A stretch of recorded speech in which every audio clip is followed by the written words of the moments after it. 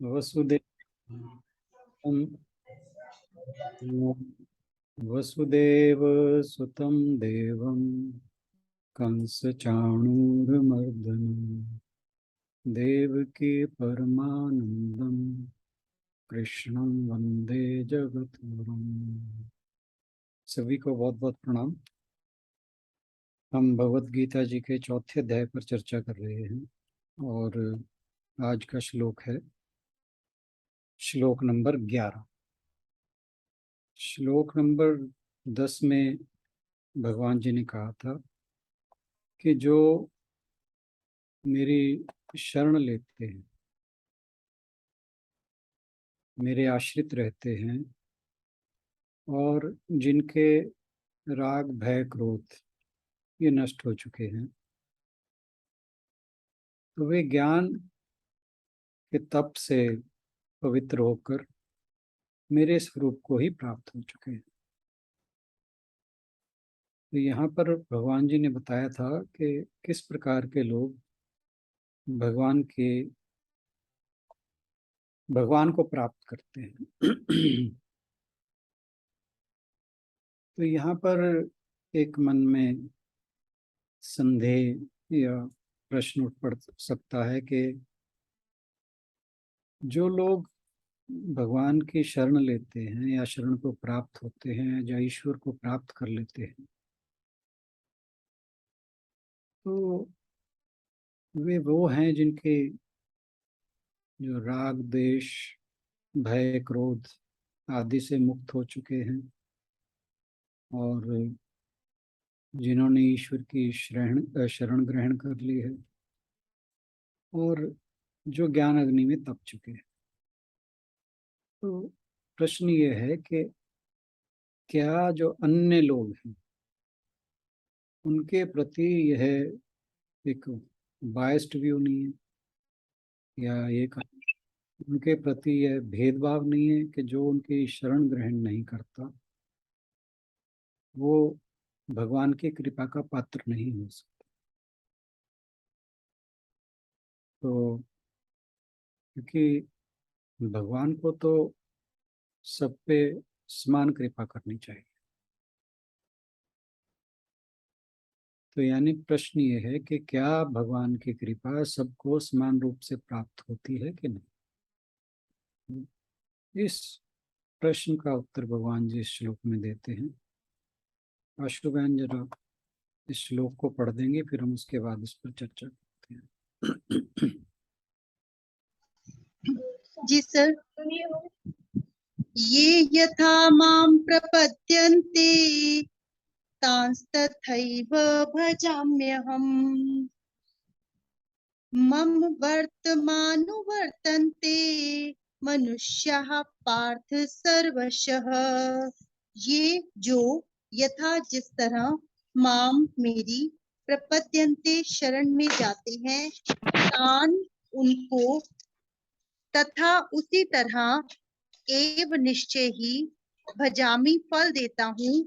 अहम मैं, मम मेरे, वर्तम पथ का अनुवर्तनते अनुगमन करते हैं मनुष्य सारे मनुष्य, पार्थ हे पृथा पुत्र, सर्वशः सभी प्रकार से। जिस भाव से सारे लोग मेरी शरण ग्रहण करते हैं उसी के अनुरूप मैं उन्हें फल देता हूँ।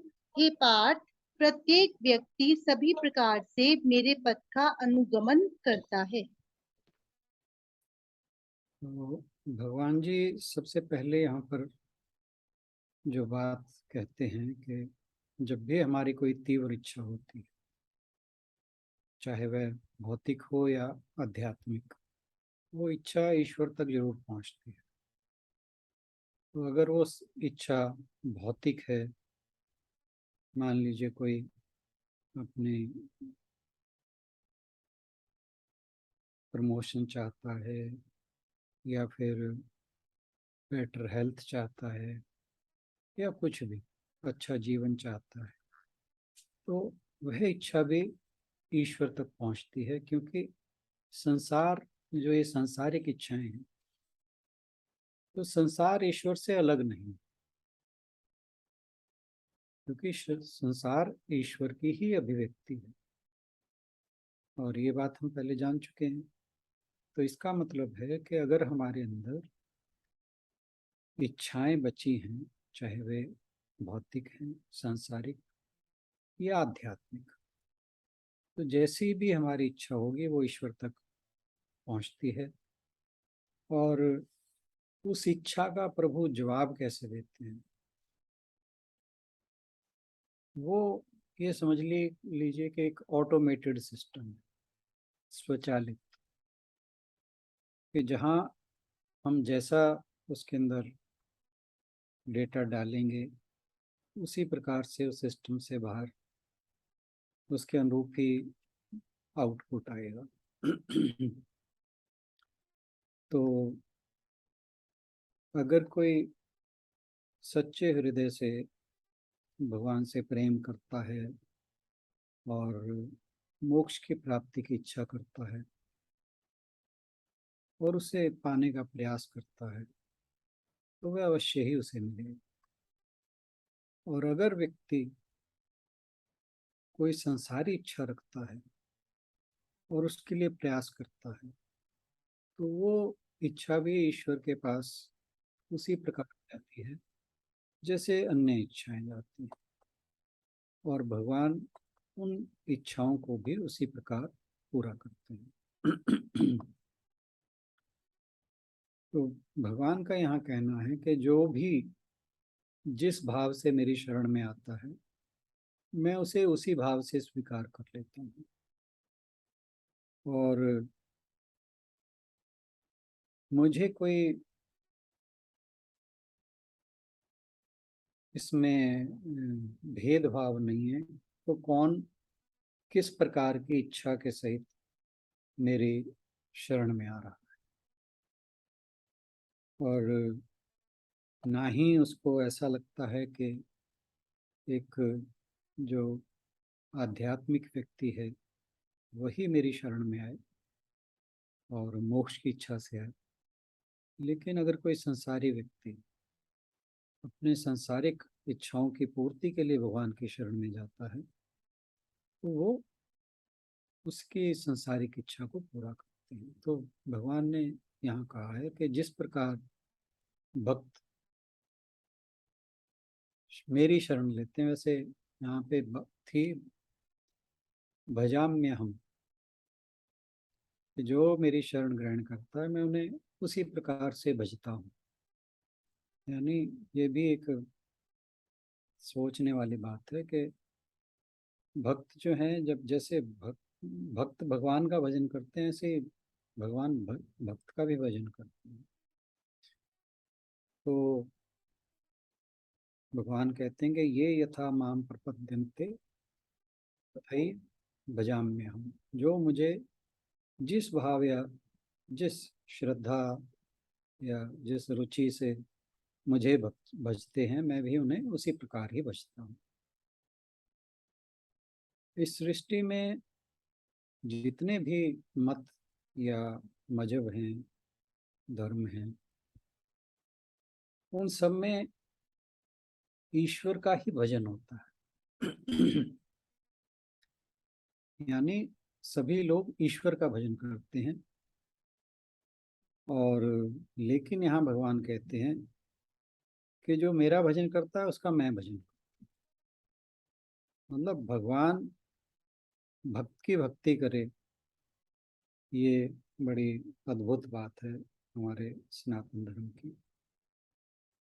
तो लेकिन भगवान यहाँ यही कह रहे हैं कि जब मनुष्य भगवान की ओर चलता है, उसके बताए हुए मार्ग की का अनुसरण करता है, उसकी ओर अपना कदम बढ़ाता है, तो फिर भगवान उसका भजन करने लगते हैं।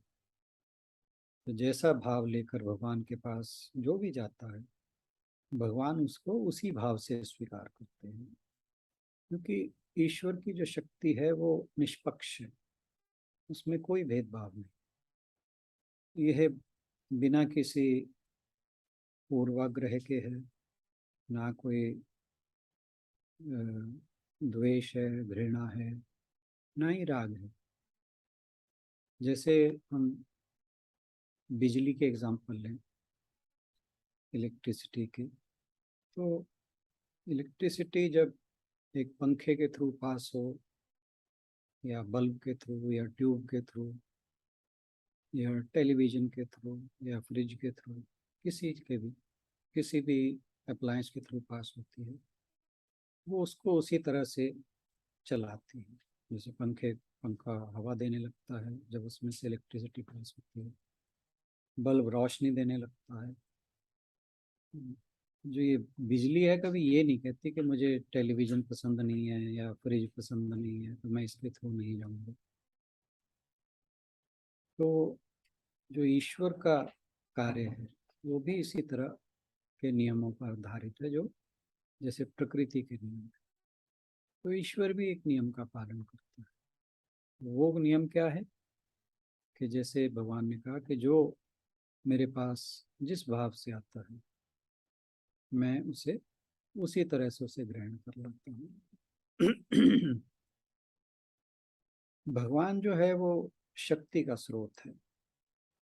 अब उस शक्ति से कोई क्या करता है, ये उस पर निर्भर करता है। जैसे मान लीजिए हम न्यूक्लियर पावर की बात करें। न्यूक्लियर पावर आज हमारे लिए बहुत से अच्छे काम भी कर रही है। जैसे न्यूक्लियर मेडिसिन का है, न्यूक्लियर पावर का है, बहुत से। और मेडिकल साइंस में न्यूक्लियर, इसके जो न्यूक्लियर पावर है उसके बहुत यूजेस हैं। लेकिन दूसरी तरफ उसी न्यूक्लियर पावर को लोग हथियार, वेपन के रूप में भी यूज करते हैं। तो जो जिस तरह से यूज करता है उसको उसी तरह का फल मिलता है। यानी जो भी न्यूक्लियर पावर को जिस भी भाव से यूज करेगा, उसका उपयोग करेगा, उसको उसी प्रकार का फल मिलेगा। इसी प्रकार भगवान का है। जो भी भगवान की तरफ जिस भाव से जाता है उसी भाव से भगवान उस व्यक्ति को अपनी शरण में लेते हैं। तो अब जब जहाँ तक भगवान को भजने की बात है, उसकी भक्ति की बात है, इस संसार में हर एक की अपनी अपनी रुचि है, अपना अपना मत है, और अपनी अपनी बुद्धि है। तो सभी मनुष्य अपने मत, अपनी रुचि, अपनी बुद्धि के अनुसार भगवान को भजने के अलग अलग मार्ग ढूंढते हैं। और इसके कारण बहुत से धर्म संप्रदाय इस दुनिया में हैं, और हर कोई ईश्वर की प्राप्ति के लिए एक अपने तरीके से उस मार्ग को फॉलो करता है। और इन भक्तों में भी चार प्रकार के लोग होते हैं। एक तो आर्त, एक जिज्ञासु। ये भगवान जी ने 7वें अध्याय में बताया था, हमने इसको डिस्कस भी किया था। आर्त, जिज्ञासु, अर्थार्थी और ज्ञानी। और यहाँ पर आर्त का मतलब जो बहुत तरह के दुखों से पीड़ित है और अपने दुखों की निवृत्ति के लिए भगवान को भजता है। दूसरा है जिज्ञासु। जिज्ञासु वो है जो आत्मज्ञान की इच्छा से भगवान को भजता है। अर्थार्थी, जो कुछ पाने के, जैसे धन संपत्ति आदि, पुत्र पौत्र आदि, ये इनको अर्थार्थी कहा गया है। तो जो इस प्रकार से भजता है, ये तीसरा प्रकार हो गया। चौथा है ज्ञानी, जो संसार से वैराग्य लेकर सर्वत्र सिर्फ उस सच्चिदानंद परमात्मा को ही देखता है। तो भगवान जी कहते हैं कि हे अर्जुन, जो जो लोग जिस जिस अर्थ से मुझे भजते हैं, तो उनको मैं भी उसी प्रकार से भजता हूँ। यानी जो दुखों से पीड़ित है, उसकी दुख दूर करता हूँ, जो मोक्ष की इच्छा वाला है उसे मोक्ष देता हूँ, जो धन संपत्ति चाहता है उसे धन संपत्ति देता हूँ, और जो ज्ञानी है जिन्हें कुछ भी नहीं चाहिए, तो कहते हैं उन्हें मैं अपने हृदय में बसा लेता हूँ, और उनके हृदय में बस भी जाता हूँ। तो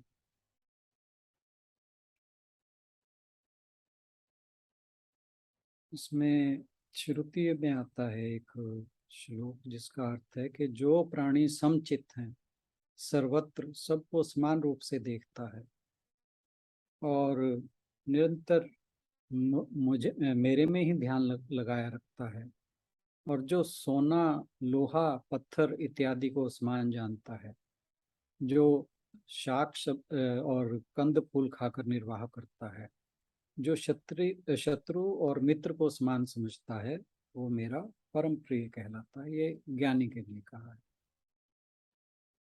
और कहा कि जो प्राणी मेरी भक्ति ना करके, जैसे वेदों में अपने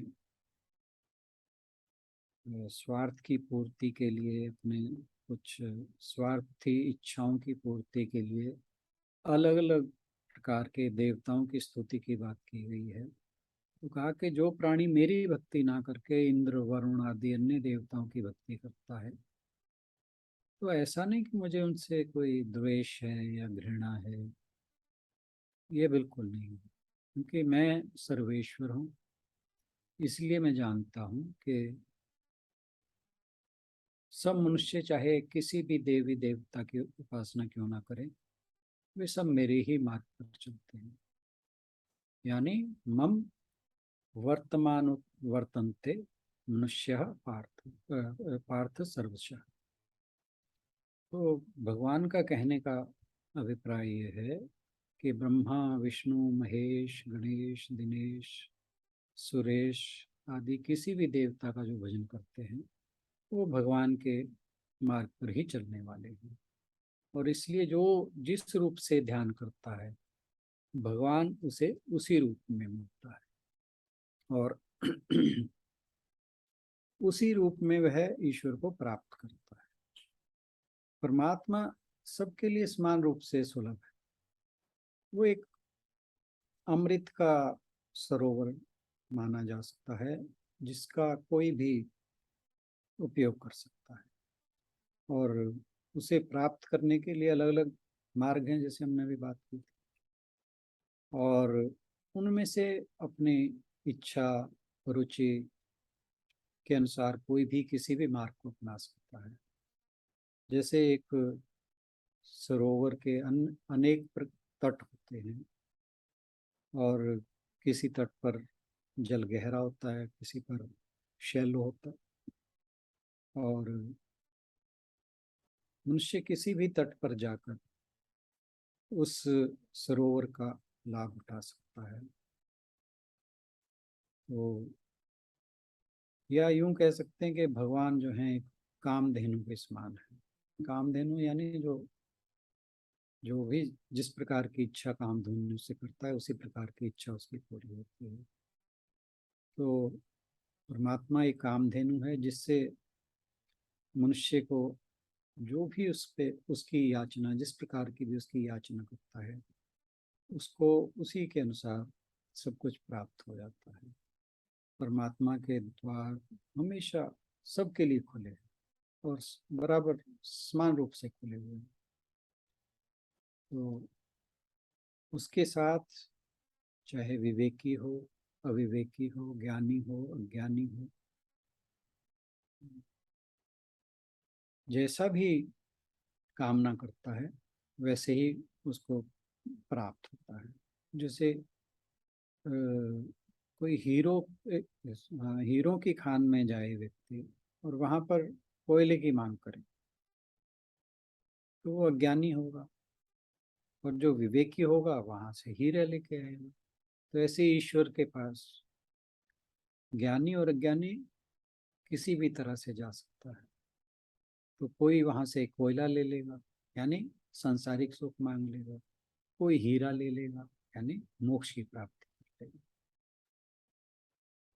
और मनुष्य परमात्मा को जो 3 मार्ग बताए गए हैं विशेष रूप से, ज्ञान, ध्यान, कर्म और भक्ति, इनमें से किसी भी मार्ग से प्राप्त कर सकता है। और जो ज्ञानी भक्तों को भगवान अभेद रूप से मिलते हैं। अभेद मतलब यानी कि निराकार रूप से। और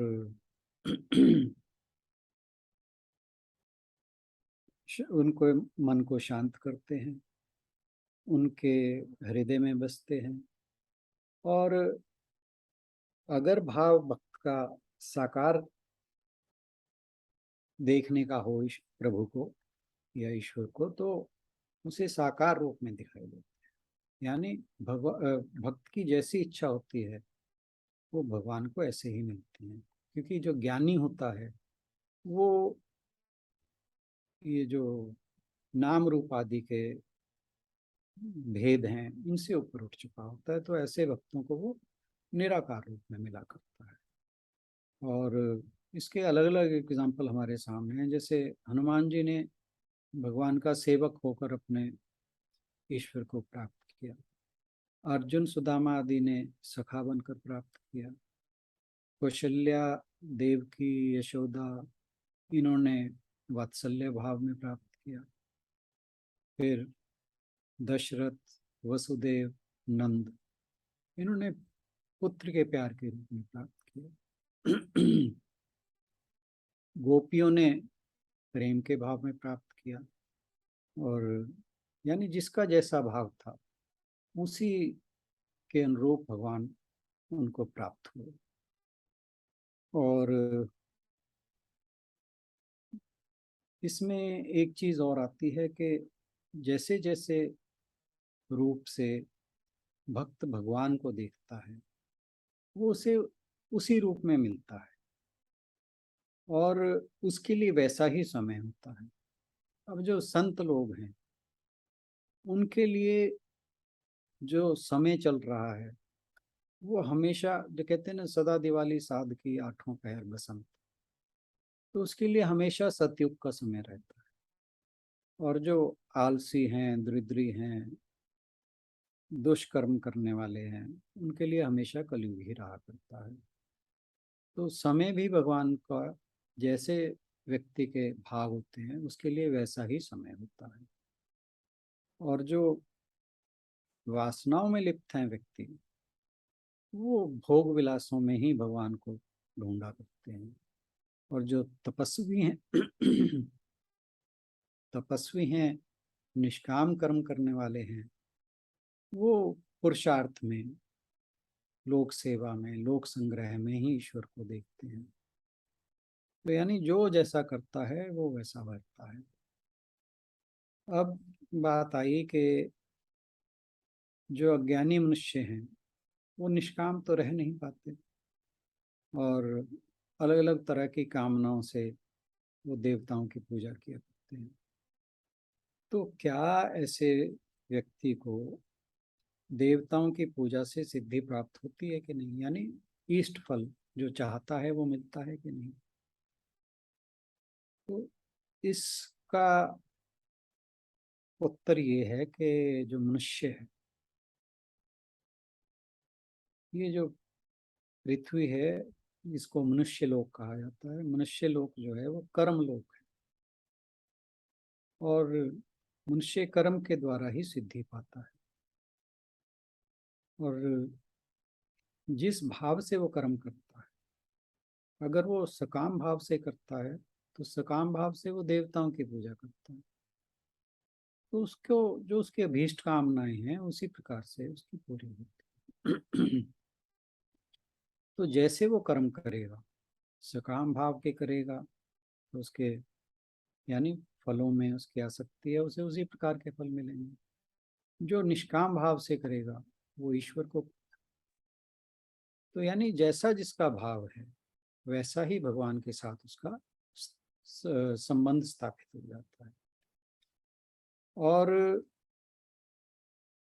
अगर कोई स्वार्थ भाव से, सकाम भाव से परमात्मा को पूजता है तो वैसा ही उसका संबंध भगवान के साथ होता है। क्योंकि जब मनुष्य संकट में होता है फिर वो जाकर कहता है कि अगर वो मतलब निष्कपट भाव से, यानी उसके मन में कपट ना हो और वो साफ साफ भगवान से जाके कह दे, ये स्वार्थी सुकामी भक्त की बात हो रही है कि हे भगवान, मैं ज्ञानी नहीं हूँ और ना ही ये संसार मुझे मिथ्या लगता है। क्योंकि जो स्वार्थी होगा उसे भगवान संसार मिथ्या कभी नहीं लगेगा, क्योंकि उसके अंदर अभी कामनाएं शेष हैं। तो अगर वो भगवान से कहता है कि मैं ज्ञानी नहीं हूँ और संसार मुझे अभी मिथ्या नहीं लगता और मैं ध्यान आदि भी नहीं जानता और मैं पुरुषार्थ भी नहीं कर सकता, यानी वो हर प्रकार से अपने उसने हथियार डाल दिए। और ऐसा भक्त भी नहीं हूँ कि केवल सिर्फ आपकी भक्ति के ही पीछे लगूं मैं, तो और कोई इच्छा ना हो, तो मैं ऐसा भी नहीं हूँ। लेकिन मैंने साधु संतों से आपकी करुणा के बारे में सुना है, जो इस तरह के भाव लेकर भगवान के पास जाता है और उससे अपने संकट का उद्धार करने को कहता है, तो भगवान उसके संकट जो हैं वो अवश्य ही दूर करते हैं। हालांकि जो ये प्रार्थना जो संसारी या स्वार्थी व्यक्ति करता है, एक सच्चा भक्त ऐसी प्रार्थना कभी नहीं करता। लेकिन जो सकाम प्रार्थना भी है, जैसे हमने पहले बात की थी कि जो वेदों में कर्म कांड है उसके बारे में भगवान जी ने अर्जुन से कहा था कि त्रैगुण्य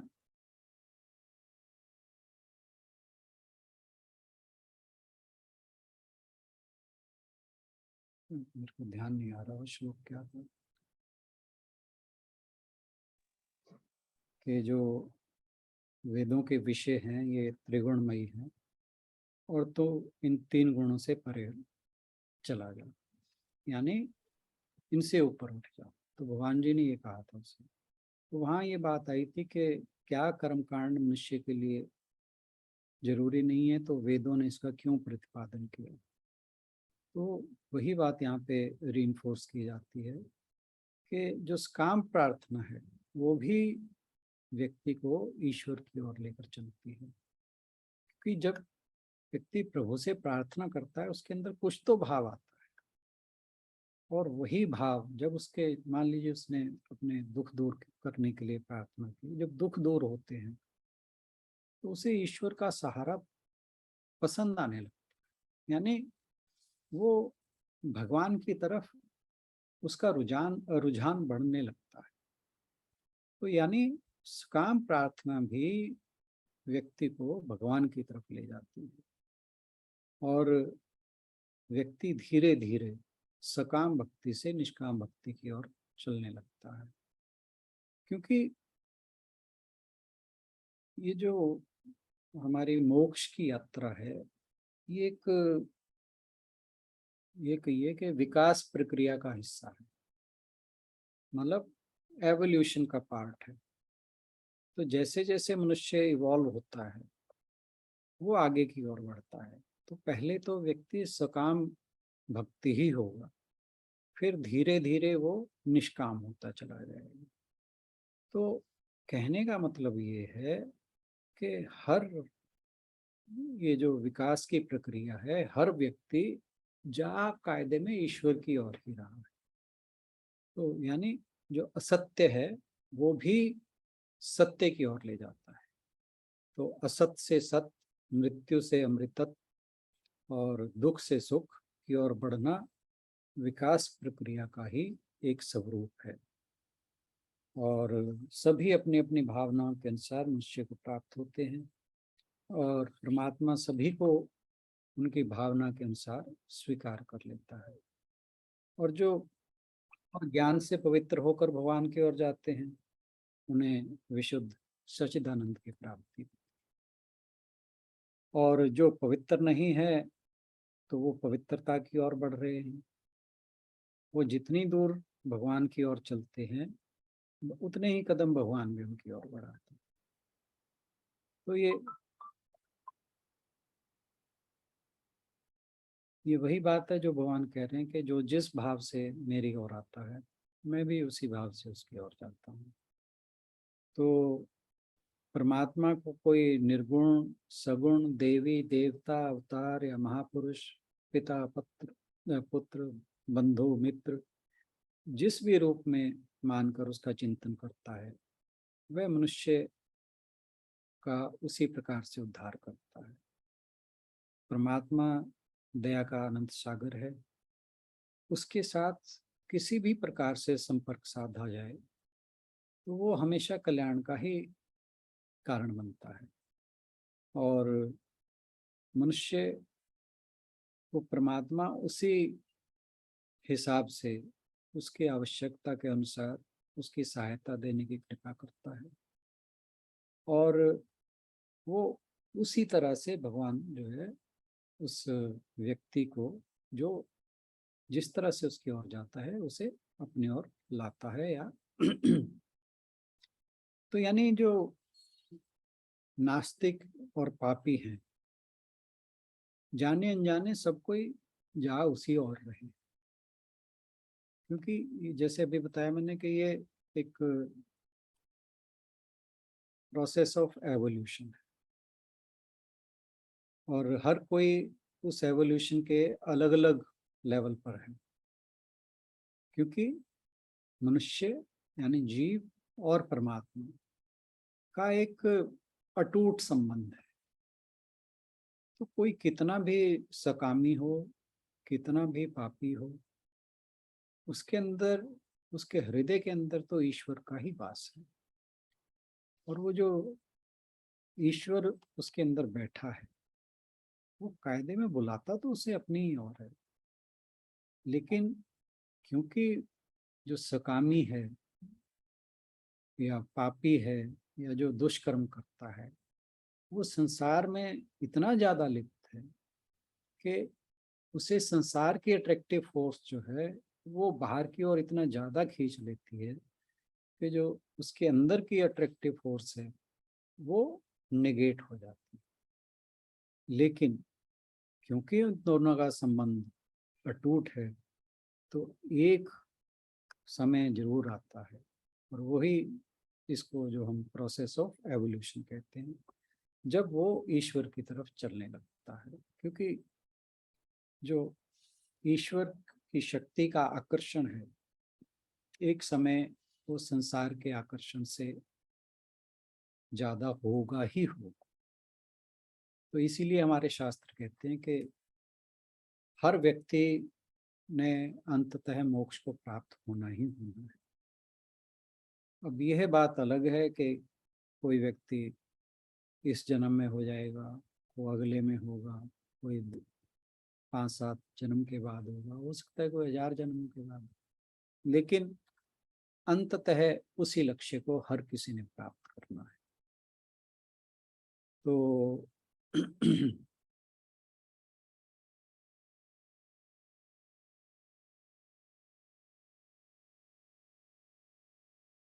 फिर इसके बाद आता है कि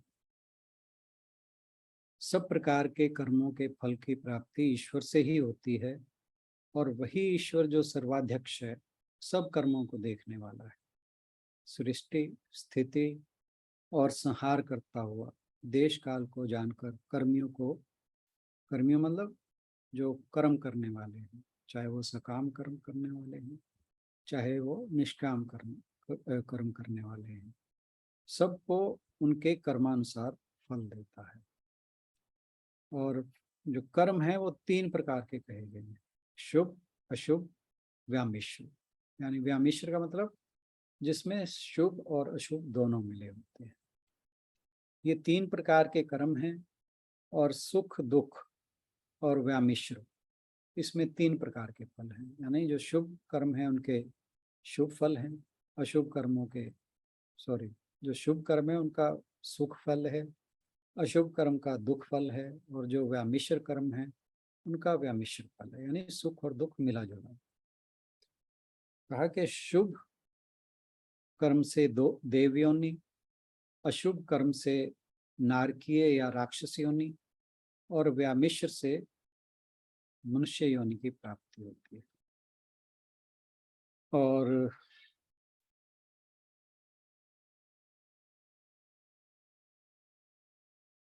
जो ज्ञानी व्यक्ति, जो पिछले जन्म में पिछले श्लोक में भगवान जी ने कहा था कि जो मेरे जन्म कर्म को भली प्रकार जानता है, तत्वज्ञ कहा था जिसके लिए, तो वो जो जन्म कर्म को, मेरे दिव्य जन्म कर्म को माया मानता है, माया मानकर उसका आश्रय लेता है, तो कह रहे उसे बार बार जन्म मरण के चक्रों में या आवागमन के चक्र में फंसा रहेगा। लेकिन जो ज्ञानी मेरे दिव्य जन्म और कर्म को सच्चिदानंद रूप जानता है और ज्ञान की सिद्धि के लिए मेरा आश्रय लेता है, तो कह रहा फिर उन्हें मैं ब्रह्मानंद प्रदान करके जन्म मृत्यु का नाश कर फल के रूप में देता हूँ। तो यहाँ पे वही बात सिद्ध हो गई कि जो जिस भाव से मुझे पूजता है, मेरी शरण ग्रहण करता है, उसी भाव से मैं उसे आश्रय देता हूँ। तो भगवान जी कहते हैं कि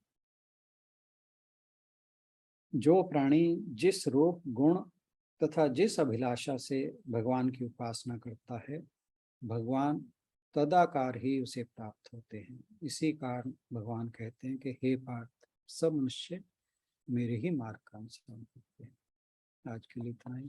बहुत बहुत धन्यवाद।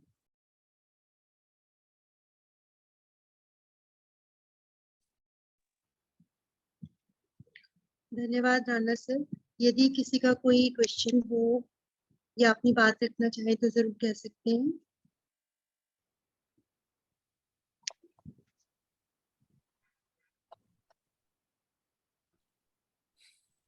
नमस्कार सर। मतलब इस जो श्लोक में जो टेक अवे या इसका जो क्रक्स है वो ऐसे लिया जा सकता है क्या कि हम सब जो सोल्स हैं उसी स्पिरिट का हिस्सा है, जैसे आपने पानी का और बिजली का एग्जांपल दिया है उसी का, और अलग अलग मतलब उसी के हिस्से हैं हम, या वही हम में विद्यमान है पर हमें उसका एहसास नहीं होता। तो मुझे समझ में आया वो ये लगा कि जैसे कुछ सीकर्स जो हैं वो प्योर उसका त्याग का, ये रिनंसिएशन का जो रास्ता अपनाते हैं, कुछ हैं हमारे जैसे जो वर्डली उसमें हैं, और कुछ जो बहुत विकेड साइड में हैं या बहुत, तो इन सबको सूनर और लेटर अपने सोर्स की तरफ जाना ही है, मतलब यही बात कही जा सकती है। तो जो ज्ञानी है वो शायद जल्दी जाएगा, क्योंकि जो आपने ये प्रोसेस ऑफ एवोल्यूशन की बात की है, तो ज्ञानी भी कभी रहा होगा वर्डली पर्सन, या कभी रहा होगा उस स्टेज पे जिसको हम विकेट स्टेज कहते हैं, वो इवॉल्व होके आज ज्ञानी है। मतलब वो हमें आशा बंधती है इस बात से कि अगर मतलब हम भी उस पाथ पे चल रहे हैं तो आज भी हमें परमात्मा की सहायता प्राप्त है, और इवॉल्व होते होते हम भी उस ज्ञानी की स्टेज में पहुंच जाएंगे। तो सर इसको ऐसे ले सकते हैं कि हम जो सब लोग हैं बेसिकली, चाहे वो ज्ञानी है, चाहे वो वर्डली पीपल है, चाहे वो सो कॉल्ड वो लोग हैं जो बहुत मतलब क्राइम करते हैं, तो ये सब के सब बेसिकली तो हम ट्रू हैप्पीनेस की तलाश कर रहे हैं। एग्जैक्टली, बिल्कुल सही बात है। मतलब जो भी हम करते हैं हम खुशी प्राप्त करने के लिए करते हैं। जो क्राइम कर रहा है वो भी खुशी प्राप्त करने के लिए करता है। हाँ, उसका एक गोल है, एक मोटो है, चाहे वो अपने किसी गैंग लीडर को खुश करने के लिए कर रहा है, या मतलब उसका पर्पस हम सबका ट्रू हैप्पीनेस है। नहीं, पर वो लीडर की भी बात नहीं, वो पहले तो वो अपने आप को ही खुश कर रहा है। अच्छी अब मतलब जब लोग क्राइम करते हैं तो उन्हें, अब आप किसी की स्टोरी पढ़िए ऐसे क्रिमिनल की जो हार्डन्ड क्रिमिनल है, वो कहता है कि मुझे हत्या करने में बहुत मजा आता है। मजा आता है जी। तो वो बात तो वही है वो उस खुशी की तलाश कर रहा है, उसे वो हत्या करने में उसे मजा आ रहा है। बात वही है कि हर कोई उस जो इल्यूसिव हैप्पीनेस है उसे ही जी पाने की, और जो जी ज्ञानी है उसे पाने का उसका अलग ढंग है, जो मानसिक व्यक्ति है उसे पाने का अलग ढंग है, जो तामसिक है उसका अलग ढंग है। ढंग सबके अलग अलग हैं, पर पा सब कुछ सारे के सारे उसी आनंद को रहे हैं। क्यों? क्योंकि वो अमृत का सरोवर हमारे अंदर ही बैठा है, और वो बार जी बार हमें याद दिलाता है कि तुमने उसी आनंद को प्राप्त करना है। और उस आनंद की प्राप्ति के लिए ही जिसका जैसा स्वभाव है, तामसिक है वो तामसिक कर्म करता है, राजसिक है वो राजसिक कर्म करता है, जो सात्विक है वो सात्विक कर्म करता है, जो ज्ञानी है वो इन सारी चीजों से परे चला जाता है, वो इन प्रकृति के गुणों को पार कर जाता है। मतलब सूनर और लेटर हम सब जो हैं वो हमारा जो ट्रू सोर्स है, जो रियल सोर्स ऑफ हैप्पीनेस है, हम उसकी तरफ मुड़ेंगे ही मुड़ेंगे। मतलब आज सात्विक तो इवॉल्व हो गया कह लीजिए, और जो राजसिक है वो इवॉल्व होने की प्रोसेस में थोड़ा आगे है, और तामसिक थोड़ा पीछे है। हम सबके कर्मों को एक श्रेणी में या एक उसमें तो नहीं रख सकते ना, भले ही उसके माध्यम से परमात्मा की सबको परमात्मा सबकी सहायता कर रहा है। मैं ये पूछना चाह रही थी। बिल्कुल, ये श्लोक का जो बेसिक अर्थ ही यही है कि जो जिस भाव से मेरी तरफ आता है मैं उसको उसी तरह का पर उसका जो भाव का जो परिष्कार है, that is the process of evolution. बिल्कुल बिल्कुल। जो हाँ, जैसे जैसे परिष्कृत करता रहेगा उसको, वो वैसे वैसे इवॉल्व करता रहेगा। तो ये तो शुद्धिकरण की एक प्रक्रिया है। जैसे जी जैसे हमारे भाव शुद्धिकरण की ओर बढ़ते रहेंगे वैसे वैसे हम परमात्मा की ओर बढ़ते जाएंगे। जी, थैंक यू सर।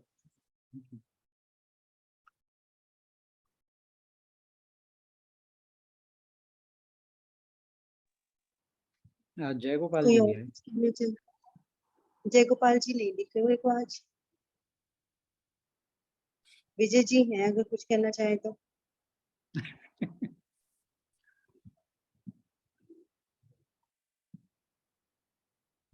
कोई और कुछ कहना चाहे?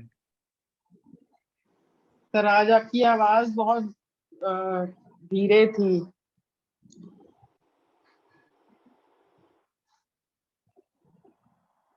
थोड़ा मतलब यहाँ पे वॉल्यूम में फर्क था या मे बी डिस्टेंस था?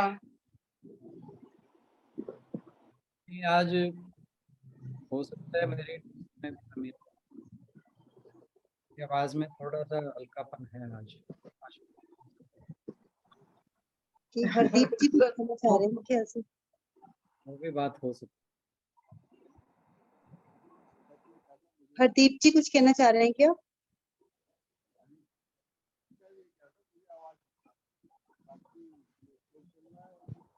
हरदीप जी। हाँ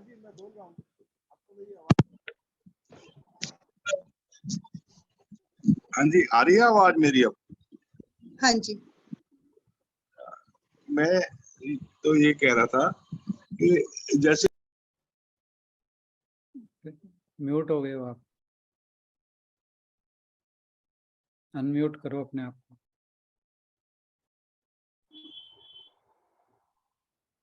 हरदीप जी म्यूट हो गए आप।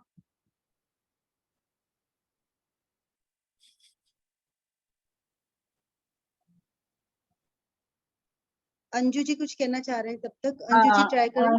आशु वेलकम। अभी मैंने आज बहुत लेट ज्वाइन किया, और प्लीज आज की रिकॉर्डिंग भेज दोगे? आज मैं नहीं कर पाई ज्वाइन टाइम से। भेज देंगे, लेकिन फाइन लगेगा उसके लिए। हाँ हाँ, रेडी टू पे। यार तुम्हारे लोगों की शक्ल देखनी थी इसीलिए तो आई। मुंह दिखाई देनी एक तो ना पड़ती। लोग शक्ल मुंह दिखाते दिखाई ही नहीं है, सारे लोग खिड़कियां बंद करके बैठते हैं। मैं तो शक्ल देखने आई थी। मैंने कहा रिकॉर्डिंग तो आशु भेज देगी, स्वीट है बच्ची, देखो, जिन जिन चल शक्ल जिन देख जिन लेती की हूँ। दिख रही है, जिन जिन की दिख रही है उन्हें मुंह दिखाई दे सकते हो। I know. आशु तेरे लिए।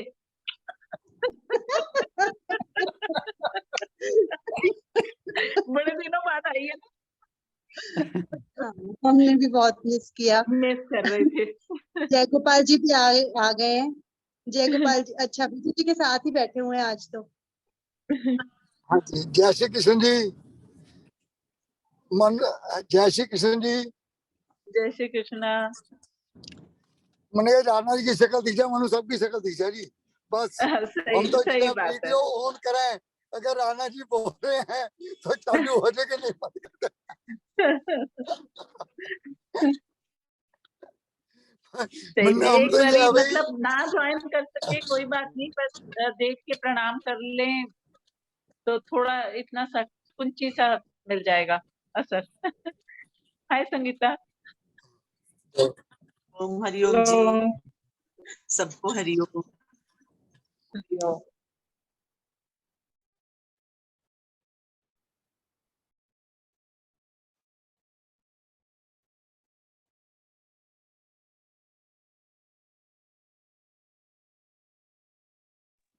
चलिए कुछ और कहना चाहें तो कह सकते हैं, अन्यथा हम जहाँ गए थे उसके बारे में संगीता जी संक्षेप में बताएंगे। जहाँ हम जो कुछ देख के आए हैं वहाँ बहुत ही भाव विभोर थे वहां पे उन चीजों को देखकर। संगीता के तो साथ दोनों गए थे। दोनों गए थे, तो इसको सेशन को एंड वाह। करके फिर उसकी बात करते हैं जो हमने वहां पे देखा। चलिए गुरुजी के पास। अभी बताते हैं, पहले समापन कर लें। ठीक। ओम पूर्णमदः पूर्णमिदं पूर्णात् पूर्णमुदच्यते पूर्णस्य पूर्णमादाय पूर्णमेवावशिष्यते। ओम शांति शांति शांति। हरि ओम। सभी की ओर से राणा सर का बहुत बहुत धन्यवाद। कल मिलते हैं अगले सेशन में। परसों।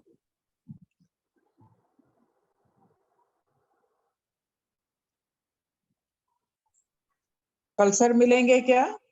नहीं जी।